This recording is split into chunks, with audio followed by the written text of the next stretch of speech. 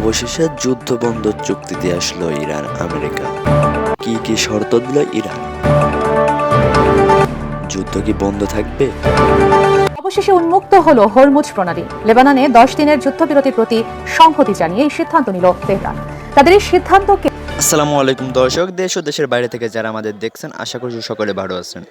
দর্শক, এই মুহূর্তে পাওয়া সবথেকে গুরুত্বপূর্ণ নিউজ, সেটা হলো মধ্যপ্রাচ্যের যুদ্ধের কি খবর। চলুন আমরা সেই নিউজটা দেখে আসি। দর্শক, এবার কিন্তু মধ্যপ্রাচ্যে বড়সড় কোনো যুদ্ধ হতে যাচ্ছে। চলুন বিস্তারিত ভিডিও দেখে আসি।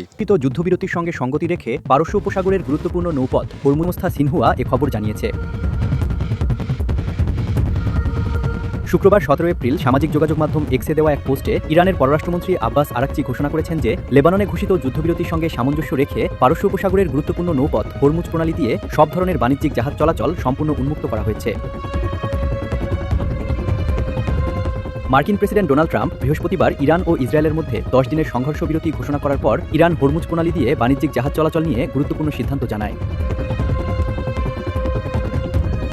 ইরানের বিদেশমন্ত্রী আব্বাস আরাকচি এক্স অ্যাকাউন্টে ঘোষণা করেন, লেবাননে চলমান যুদ্ধবিরতির অবশিষ্ট দিনগুলোতে হরমুজ প্রণালী দিয়ে সব ধরনের জাহাজ অবাধে যাতায়াত করতে পারবে। এদিকে হরমুজ প্রণালী পুরোপুরি খুলে দেওয়া নিয়ে সামাজিক মাধ্যমে পোস্ট করে ইরানকে ধন্যবাদও জানিয়েছেন ডোনাল্ড ট্রাম্প।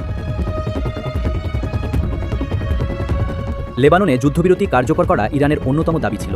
যুক্তরাষ্ট্রের প্রেসিডেন্ট ডোনাল্ড ট্রাম্প গতকাল লেবাননে 10 দিনের যুদ্ধবিরতি ঘোষণা করেন। বাংলাদেশ সময় আজ শুক্রবার ভোর 3টা থেকে এই যুদ্ধবিরতি কার্যকর হয়েছে। এর আগে 8 এপ্রিল ইরানের সঙ্গে যুক্তরাষ্ট্র ও ইসরায়েলের যুদ্ধবিরতি কার্যকর হয়। লেবাননও ওই যুদ্ধবিরতির আওতায় ছিল বলে বারবার বলে আসছিল ইরান। মধ্যস্থতাকারী দেশ পাকিস্তানও সেটাই বলছিল, কিন্তু যুক্তরাষ্ট্র ও ইসরায়েল তা অস্বীকার করছিল। ইসরায়েল লেবাননে হামলা চালিয়ে যাচ্ছিল। ইরান দ্বিতীয় দফায় যুক্তরাষ্ট্রের সঙ্গে আলোচনায় বসার সিদ্ধান্ত হলে গতকাল লেবাননে যুদ্ধবিরতির ঘোষণা আসে। এরপর আজ ইরান বলল, লেবাননে যুদ্ধবিরতির 10 দিন হরমুজ প্রণালী উন্মুক্ত থাকবে। জলপথটি অতিক্রমে নির্দিষ্ট রুট অনুসরণ করতে হবে। প্রয়োজন হলে আইআরজিসির অনুমতি নিতে হবে। তবে সামরিক জাহাজের জন্য এই পথ এখনও উন্মুক্ত নয় বলেও জানান তিনি। এই ঘোষণার পর আন্তর্জাতিক বাজারে তেলের দাম কমতে শুরু করে। ইরানের এই সিদ্ধান্তকে স্বাগত জানিয়ে মার্কিন প্রেসিডেন্ট ডোনাল্ড ট্রাম্প বলেন, হরমুজ আর কখনো বন্ধ হবে না, এই নিশ্চয়তা দিয়েছে তেহরান। দাবি করেন, ইরান তাদের ইউরেনিয়াম যুক্তরাষ্ট্রের কাছে হস্তান্তরেও একমত হয়েছে। একই সাথে সতর্ক করে তিনি বলেন, ইরানের সাথে স্থায়ী চুক্তি না হওয়া পর্যন্ত দেশটির বন্দরে মার্কিন নৌ অবরোধ চালু থাকবে।